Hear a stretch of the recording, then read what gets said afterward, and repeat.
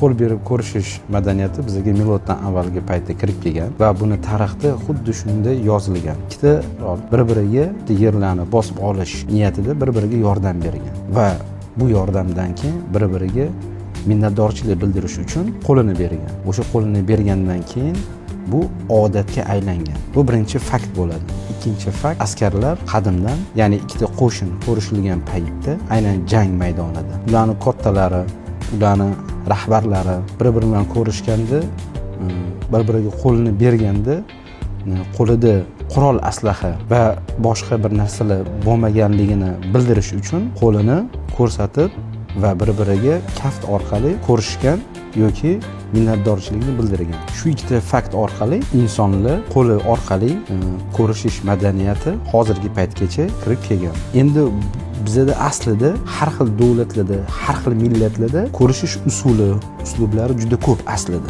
Lekin butun dunyoda hozir qo'l bilan berib ko'rishish usuli aynan avjiga olgan va o'sha klassik holat deb bildirilgan. Videoda ko'rsatib ketamiz. U ham asosiy 3 turga bo'linadi. U 3 turini sizlarga keyingi videoda bildirib ketaman.